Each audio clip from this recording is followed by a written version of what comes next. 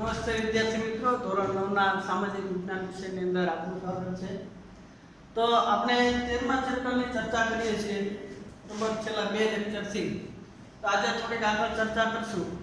છેલ્લે આપણે ભારતનું એશિયાની અંદર અને વિશ્વની અંદર સ્થાન એના વિશે કેટલીક માહિતી મેળવી હતી. અગાઉના લેક્ચરની અંદર ભારતની એનું સ્થાન અક્ષાંશ અને રેખાંશને આધારે, ત્યાર પછી ભારત અન્ય દેશો કરતાં કેટલો મોટો, મતલબ મોટા દેશોની અંદર કેટલાનું સ્થાન ભારત ધરાવે છે એના વિશે ચર્ચા કરી હતી. ત્યાર પછી છેલ્લે આપણે નકશાને આધારે ભારતનું સ્થાન અને ભારતનું વ્યૂહાત્મક મહત્વ, બરાબર, કે ભારત એવી જગ્યાએ આવેલો દેશ છે કે જેને કારણે ઘણા બધા દેશોને પૂર્વથી પશ્ચિમ તરફ અથવા તો પશ્ચિમથી પૂર્વ તરફ જવું હોય તો એને ભારત થઈ અને પસાર થવું પડે. અને પ્રાચીન સમયની અંદર પણ ભારતના જે કંઈ વિદેશી પ્રજાઓ સાથે ઘણા બધા સંબંધો, વ્યાપારિક સંબંધો રહ્યા છે કે ભારત છે એ દરિયાઈ માર્ગે ઘણો બધો વ્યાપાર છે એ ભારતમાંથી થતો હતો. તો આજે જે એ વિશેષ ભારતના નકશાની અંદર કેટલીક બાબતોની ચર્ચા કરશું. તો એની અંદર આપણે આગળ વધીએ તો ભારતની જે એ ભૂમિભાગ એશિયા ખંડની દક્ષિણ તરફ આવેલો, કે ભારત છે એ એશિયાની દક્ષિણે સૌથી છેલ્લો દેશ એશિયાનો રહી ગણી શકાય. અને ભારતનું વ્યૂહાત્મક મહત્વ છે ને એના કારણે જે દક્ષિણે આવેલો મહાસાગર અને પ્રાચીન સમયની અંદર ભારતનું જે સ્થાન પોતાની જે કંઈ વિશ્વની અંદર સ્થાન ધરાવતો, બરાબર, એને કારણે છે એને જે દક્ષિણનું જે મહાસાગર છે એને હિન્દ મહાસાગર એવું નામ આપેલું છે.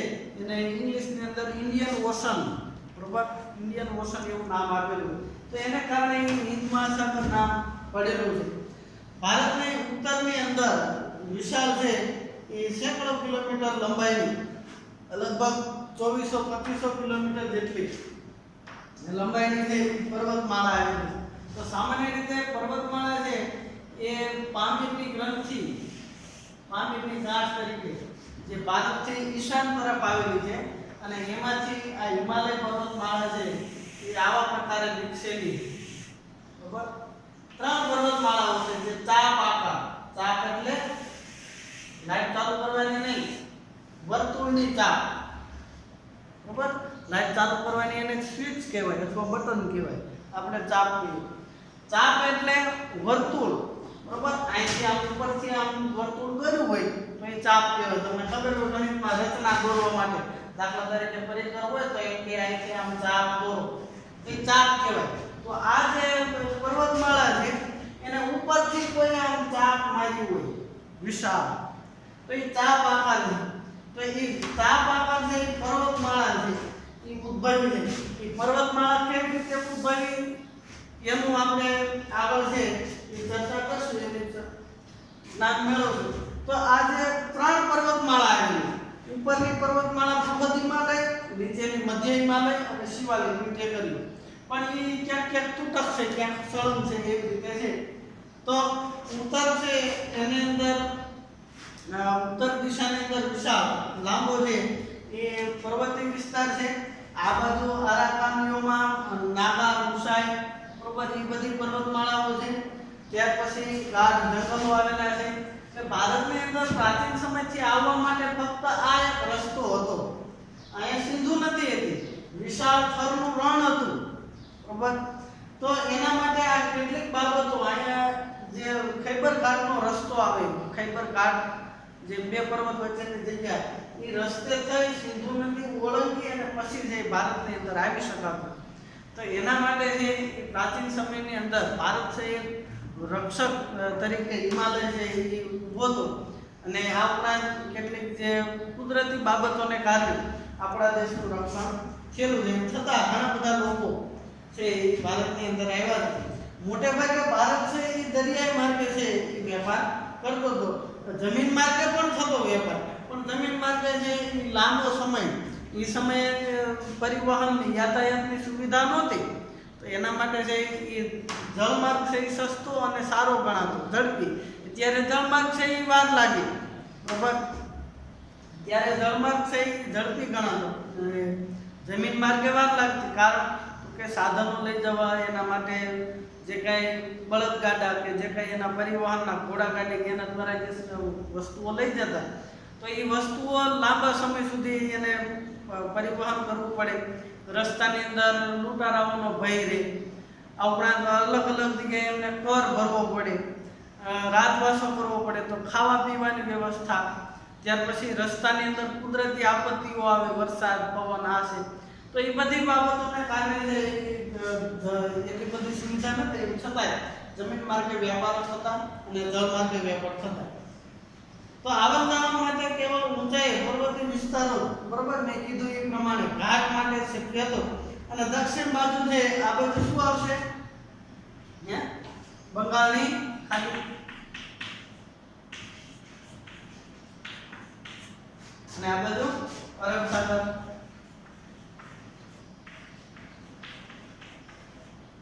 દક્ષિણે હિંદ મહાસાગર. તો આ ત્રણેય બાજુથી છે ભારત દરિયાથી સમુદ્રથી ઘેરાયેલો છે. તો ભારત છે એ કેવો કહેવાય? તો કે વિશ્વનો સૌથી મોટો દ્વીપકલ્પ કહેવાય. આ ભાગ છે એ કેવો કહેવાય? દ્વીપકલ્પ. બરાબર? દ્વીપકલ્પ, દ્વીપ એટલે ટાપુ, દ્વીપ એટલે ટાપુ, પણ દ્વીપકલ્પ, દ્વીપકલ્પ કેવી રીતે? તો કે જે પ્રદેશ ત્રણેય બાજુથી દરિયાથી ઘેરાયેલો હોય એને દ્વીપકલ્પ કહેવાય. બરાબર? તો ભારત છે ત્રણેય બાજુથી દરિયાથી ઘેરાયેલો છે. બરાબર? પૂર્વ બાજુ બંગાળની ખાડી, પશ્ચિમ બાજુ અરબ સાગર, દક્ષિણે હિંદ મહાસાગર. તો એને કારણે દ્વીપકલ્પ છે એ સ્થાન ધરાવે છે. ભારતનો આકાર કેવો છે? દ્વીપકલ્પી આકાર છે. તો વિશ્વનો સૌથી મોટો દ્વીપકલ્પ ભારતને ગણવામાં આવે. દ્વીપ એટલે તો કે ટાપુ, જેની ચારે બાજુ છે એ દરિયો હોય, દરિયાની વચ્ચોવચ્ચ આવેલો ભૂમિખંડ, એને દ્વીપ કહેવાય. તો ભારત છે દ્વીપકલ્પી આકાર ધરાવે છે. આને બંગાળની ખાડી અથવા બંગાળનો ઉપસાગર પણ કહેવામાં આવે. કારણ તો કે અહીંયા મ્યાનમાર, બર્મા ને જે બધા દેશો છે ને એને કારણે આવી રીતે છે જમીન ભાગ આવે. તો આ જે વિસ્તાર છે ને એ અર્ધ ગોળાકાર થઈ જાય. બરાબર? ગોળાકાર આકાર થઈ જાય. અહીંથી આ બાંગ્લાદેશ આવે, પછી અહીંથી મ્યાનમાર આવી જાય. અને એ સમયે એટલે પ્રાચીન સમયે જે અંગ્રેજોના વખત પહેલા કે અંગ્રેજોના વખતથી આ જે ભાગ રહ્યો બાંગ્લાદેશ ને ત્યારનું પશ્ચિમ બંગાળ, એ વિશાળ રાજ્ય હતું. તો એને નામ કેવું હતું? બંગાળ. તો એ બંગાળને કારણે આ વિસ્તારને બંગાળની ખાડી તરીકે ઓળખવામાં આવ્યું. બરોબર? અથવા બંગાળનો ઉપસાગર તમે વિશ્વના નકશાની અંદર જોજો, અથવા પાના નંબર 101 ઉપર આવેલો, તો એ બંગાળની ખાડી છે ગોળાકાર મોટો ખાંચો દેખાય, તો એને કારણે બંગાળની ખાડી તરીકે કહેવાય. તો આ બધા વિસ્તાર છે એ વિદેશ સાથે જળમાર્ગ માટે જરૂરી ટૂંકમાં વ્યૂહાત્મક મહત્વ ધરાવતા. ખંભાત છે, બરોબર? ખંભાતનો અખાત. તો ખંભાતના જે બંદર હતું ખંભાત, ત્યાર પછી વર્તમાન સમયનું કંડલા બંદર, સુરત, મુંબઈ, આ બધા પ્રાચીન સમયથી મલબાર કિનારે પણ છે, એ કોચીન ને આ બધા બંદરો છે એ બહુ વર્ષો જૂના બંદરો છે અને ત્યાંથી છે એ વ્યાપાર થતો. અખાત કોને કહેવાય? તમને ખબર હોય તો કે જમીનનો કેટલાક પારિભાષિક શબ્દો આપણે લઈએ કે અખાત. સૌથી પહેલા દ્વીપકલ્પ આપણે જોઈએ, પછી દ્વીપ, પછી અખાત. અખાત એટલે તો કે દરિયાનો એવો ભાગ જે જમીનની અંદર, દરિયાની એવી સાંકડી પટ્ટી કે જમીનમાં ઊંડે સુધી લંબાયેલી હોય તો એને અખાત કહેવાય. અને એવી જ રીતે છે એ ભૂશીર, જમીનની એવી સાંકડી પટ્ટી કે જે દરિયાની અંદર ઊંડે સુધી લંબાયેલી હોય તો એને ભૂશીર કહેવાય. તો આપણને બે અખાત મળ્યા છે, કચ્છનો અખાત અને ખંભાતનો અખાત. અને એ કયા મન્નારની ખાડી ક્યાંક ક્યાંક ઉલ્લેખ થાય છે. મન્નારનો અખાત અથવા મન્નારની ખાડી, જે આ ખાંચો છે ને એને ઘણી જગ્યાએ અખાત તરીકે ઓળખાવે છે. બરોબર, પણ ખાસ મારા ધ્યાનમાં બહુ નથી આવ્યું કે એને અખાત તરીકે ક્યાંક ક્યાંક ઉલ્લેખ હોય અથવા મન્નારની ખાડી તરીકે ઓળખાવે છે અને ઘણી વખત મન્નારના અખાત તરીકે પણ ઓળખાવે, પણ ખાસ એની કાંઈ એટલી બધી પરિભાષાની અંદર બંધ બેસતું નથી. તો એવું તો આપણે ગુજરાતની અંદર કચ્છની ઉપરને ભાગની અંદર છે, પણ એ ભાગ વિસ્તાર છે ને એ દલદલી કાદવ કીચડ વાળો વિસ્તાર છે. બરોબર, ખાસ એની એટલી બધી ઊંડાઈ હોતી નથી. જે સમુદ્રની ઊંડાઈ હોય તો સરેરાશ એટલી બધી ઊંડાઈ ન હોય એટલે કદાચ એની પરિભાષામાં બંધ બેસતું ન હોય એટલે એને અખાત તરીકે ગણાવતા હોતા નથી. ત્યાર પછી આપણે આગળ જોઈએ તો કે સમુદ્રનો જળમાર્ગ તરીકે ઉપયોગ થાય. હવે જળમાર્ગ છે ને એ સૌથી સસ્તો કહેવાય. જે વસ્તુ લાંબા સમય સુધી બગડવાની ન હોય એને દરિયાઈ માર્ગે મોકલી શકાય. કોલસો હોય, બરોબર, કપડાં હોય, પછી કેટલીક વસ્તુઓ જે કાચો માલ હોય, તો એ બધી વસ્તુ લાંબા સમય સુધી ન બગડે અથવા તો હાવ ન બગડે એવી બગડે નહીં એવી વસ્તુ હોય, બરોબર, કાચો લોખંડ હોય, વિવિધ પ્રકારના મશીનો હોય, એને મોકલવાના હોય, વજનવાળી વસ્તુ હોય તો દરિયાઈ માર્ગે સરળ રહે.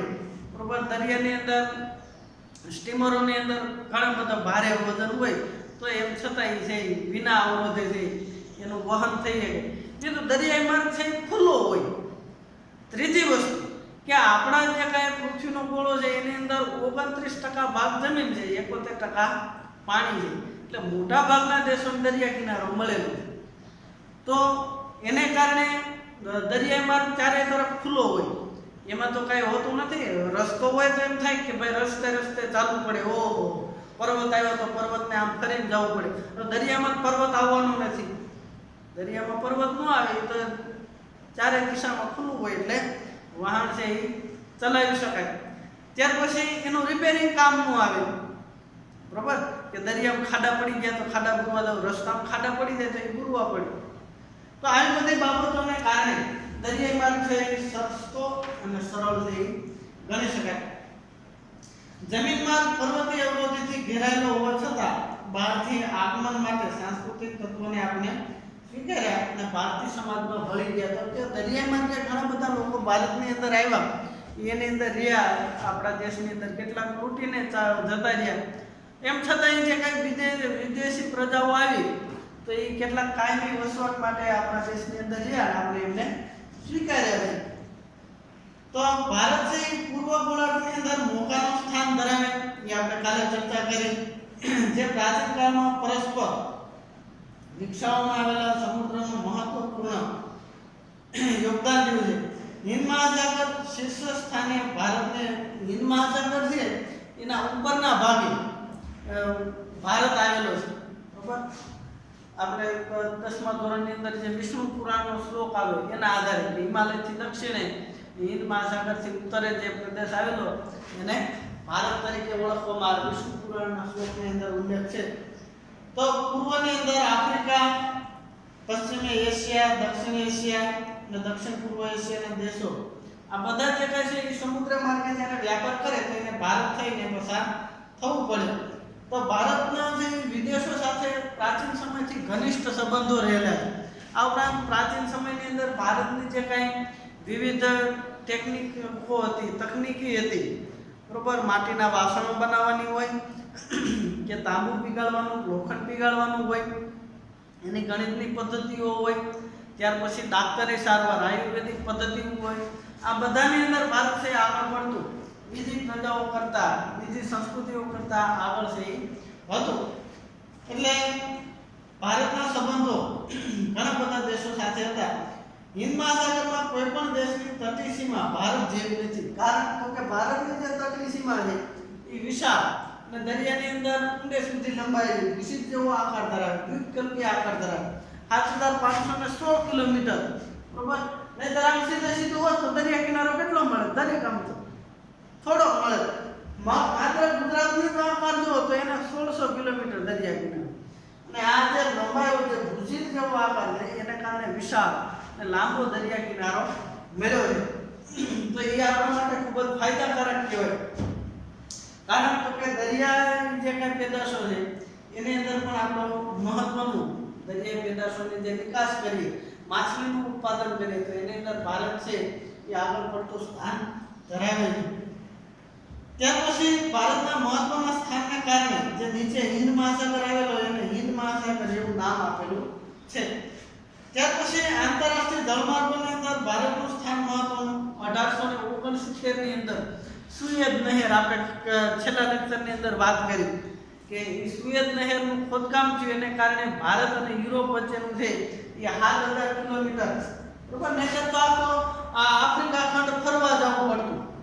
છેલ્લા આપણે નકશાની અંદર જોયું તો એની અંદર આફ્રિકા ખંડ આખો ફરી અને પછી છે એ ભારત છે એ આવી શકાતું. તમને નકશો બતાવો.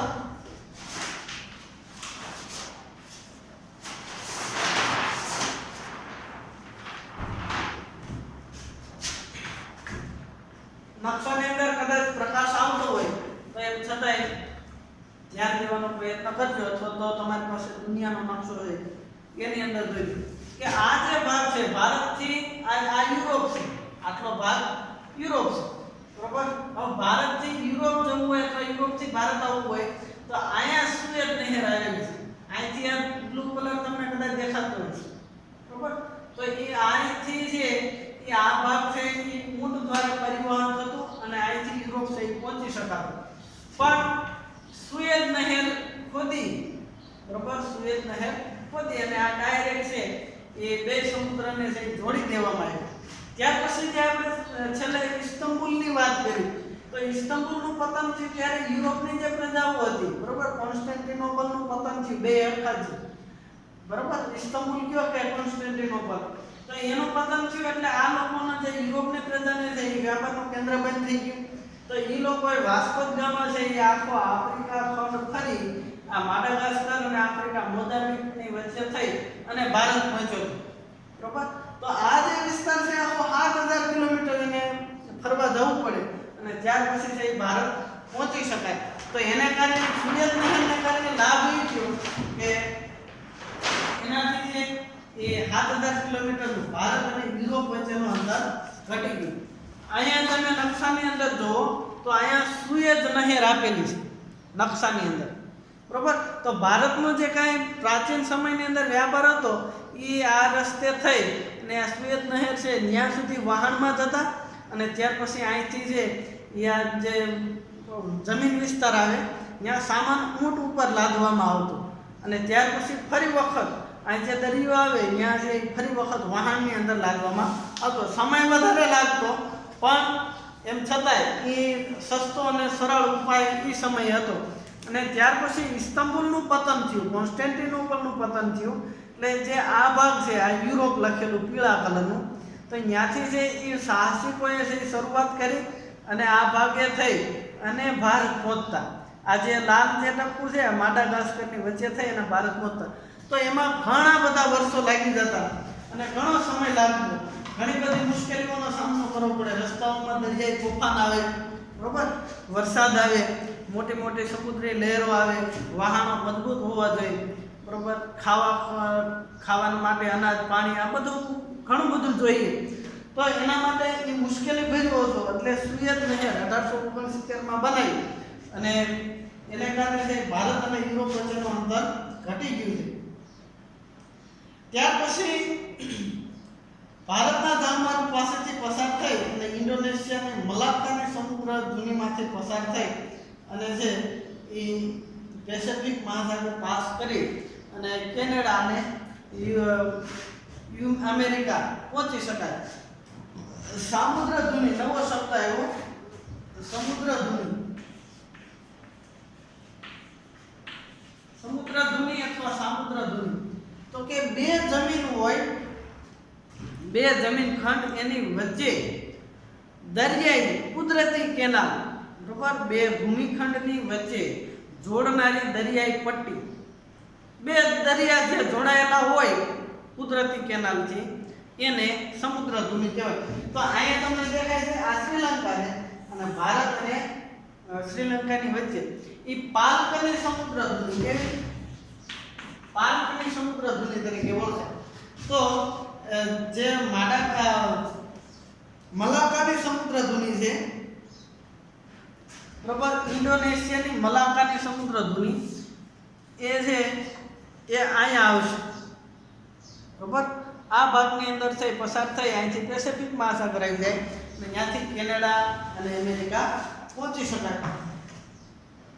ત્યાર પછી ભારતનો સંપર્ક વિશ્વના દેશો સાથે સદીઓથી હતો, કારણ કે વસ્તુઓ અને વિચારોનું આદાન પ્રદાન થતું. કે ભારતની અંદર જે સિંધુ ખીણની સંસ્કૃતિમાંથી જે કઈ વસ્તુઓ મળે છે ને એવી જ વસ્તુઓ ઇજિપ્તમાં જે પિરામિડ આવેલા છે ત્યાંથી મળે. ઇજિપ્તના પિરામિડના જે કાંઈ માટીના વાસણો છે એવા જ માટીના વાસણો ભારતમાંથી મળે છે. ભારતના જે કાંઈ પ્રાચીન અવશેષો છે એવા જ અવશેષો ત્યાંથી મળે. તો એનો મતલબ ત્યાં ભેગા કેમ બે કાંઈ ત્યારે તો કોઈ કોમ્યુનિકેશન હતું નહીં, સંપર્ક હતો નહીં. તો એનો મતલબ એવો થાય કે ભારત અને જે પશ્ચિમના દેશો છે એની સાથે ભારતનો વ્યાપાર ચાલતો હોય છે, આપણે એવું અનુમાન લગાવી શકાય. તો આદાન પ્રદાન પ્રાચીન કાળથી થઈ રહ્યું. ભારતની અંદર ઉપનિષદો, એના વિચારો, રામાયણ, પંચતંત્રની વાર્તા, ચિકિત્સા પદ્ધતિ, દશાંશ પદ્ધતિ વિશ્વના ભાગો સુધી પહોંચાડી. બરોબર. પ્રાચીન સમયની અંદર ભારતની જે કંઈ ગાણિતિક પદ્ધતિઓ હતી, ડાક્ટરી સારવારો હતી, આ બધી વસ્તુઓ છે એ વિશ્વના દેશો સાથે પહોંચાડી. ત્યાર પછી ભારતના પાડોશી દેશો. તો પાડોશી દેશોની અંદર જોઈએ તો આ ભાગ છે ઘણી વખત તમારે પરીક્ષાની અંદર પૂછાય છે.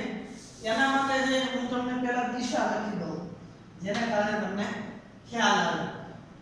આ ઉત્તરનો ભાગ આપણે બરોબર આવું અહીંયા લખું ઉત્તર,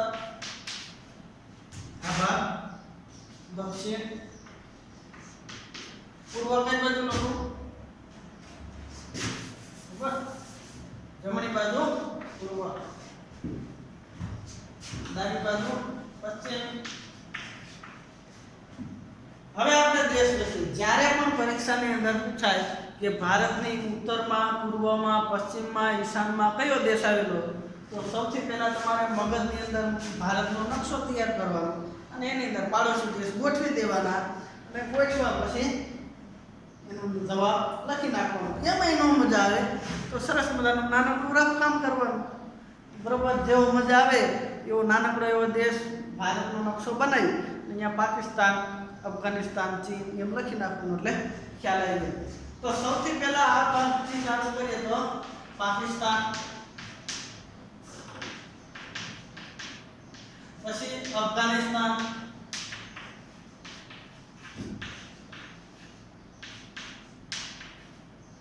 આ બાજુ ચીન, આ ભાગની અંદર નેપાળ, અહીંયા આવશે ભૂતાન, અહીંયા શું આવશે કયો દેશ આવશે તો કે મ્યાનમાર, અને આ શ્રીલંકા, સિલોન, સિંહલ દ્વીપ, આ જૂના નામ છે. સિલોન કે સિંહલ દ્વીપ જૂનું નામ. આ બધા ભારતના પાડોશી દેશો છે. બરોબર. કેટલા છે? 1 2 3 4 5 6 7. એમાં આટલા જે દેશો છે એ જમીની સરહદથી ઘેરાયેલો છે અને આ છે દરિયાની અંદર. તો દરિયાની અંદર એક આયા દ્વીપ આવે, કયો આવે? માલદીવ. બરોબર. માલદીવ. આ માલદીવના ટાપુ એ પણ દેશ ભારતનો પાડોશી દેશ જ ગણાય. ભલે એની સરહદ નથી આવતી પણ દક્ષિણે જે માલદીવ છે એ આવેલો છે. આમાં ઘણું નીચે આવે. તો આટલા ભારતના પાડોશી દેશો છે અને ભારતની અંદર છે એ 29 રાજ્યો. દિલ્હી છે એ રાષ્ટ્રીય રાજધાનીનું કેન્દ્ર અને 6 સંશાસિત પ્રદેશ. એમાં 5 જૂન 2014 થી તેલંગાણા છે એ નવું રાજ્ય બન્યું છે. ત્યાર પછી ભારતના ટાપુઓ જોઈએ તો દીવ, દમણ, દાદરા અને નગર હવેલી, અને અહીંયા છે એ અંદમાન નિકોબાર અને કારેકલ, યનમ ને એવા દરિયા કિનારે કેટલાક ટાપુઓ આવેલા. આ છેલ્લામાં છેલ્લું અંદમાન નિકોબાર ટાપુની અંદર છેલ્લામાં છેલ્લું જે પોઈન્ટ છે ઇન્દિરા પોઈન્ટ, જે છેલ્લે ભૂકંપ આવ્યો ત્યારે ઇન્દિરા પોઈન્ટ છે જળમગ્ન થઈ ગયો. બરોબર. દરિયાની અંદર ડૂબી ગયો. ટૂંકમાં કેટલીક ભૂગર્ભિક હિલચાલ થઈ તો એના કારણે છે ઇન્દિરા પોઈન્ટ છે દરિયાની અંદર ડૂબી ગયો છે. તો તો આટલા ભારતના ટાપુ આવેલા છે અને હવે છે એ તમને એક કામ આપું હોમવર્કની અંદર હું તમને થોડીક મદદ કરીશ. તો હોમવર્ક છે એ તમારે હું જે સૂત્ર લખાવું એના આધારે તમારે રાજ્યોના નામ લખવાના. તો રાજ્યના નામ આની પહેલા મેં તમને કરખવડું પસાર થતા હોય એવા રાજ્યોના નામ માટે સૂત્ર આપ્યું હતું. કયું સૂત્ર આપ્યું હતું યાદ છે કોને? મિત્ર ગામ પર સાદા, બરાબર? એ સૂત્ર હતું. હવે હું આ તમને બધા રાજ્યો યાદ રાખવા માટેનું સૂત્ર લખાવું. એ સૂત્ર છે 83 BSC S number 1 M5 UKG JHP આ બે. હવે આ સૂત્ર છે તમારે યાદ રાખવાનું કે શું? તો કે 83 BSC S number 1 M5 UKG JSP 2. આનો મતલબ A અને T આ બે અક્ષર, મતલબ અ અને ટી જેના ઇંગ્લિશમાં નામ હોય, ઇંગ્લિશમાં નામ લખો તો એ ઉપરથી છે એ તમારા ત્રણ રાજ્યોના નામ લખવાના. 83 તો ટી જેનો શરૂઆતની અંદર તેલંગાણા ટી આવ્યો, બરાબર? ત્રિપુરા ટી આવ્યો, સમજાણું? તો એવા ત્રણ નામ લખવાના એ અને ટી ઉપરથી, બે ઉપરથી ત્રણ ત્રણ, બરાબર? આંધ્રપ્રદેશ, બરાબર? એ આવે ને આંધ્રપ્રદેશ, અરુણાચલ પ્રદેશ. તો એવી રીતે એ ઉપરથી ત્રણ, ટી ઉપરથી ત્રણ. પછી B S C S N અને ઓ. BSC S number 1. તો આ બધા ઉપરથી એક એક નામ આવશે, સમજાણું? એક એક નામ, રાજ્યનું નામ. અને M5 તો M જેનો શરૂઆતનો અક્ષર હોય એના ઉપરથી તમારે પાંચ રાજ્યોના નામ લખવાના. ત્યાર પછી U K G J H P આ બધા ઉપરથી બે રાજ્યોના નામ લખશો. કેટલા છે? 6 ને 7 8 9, બરાબર? 9 ને 5, બરાબર? 9 ને 5 કેટલા છે? 14. તો આ બધા રાજ્યોના એના આધારે છે એ તમે લખશો, બરાબર? તો એનો મતલબ એમ થાય 3 ને 3 6, બરાબર? 3 એ ઉપર છે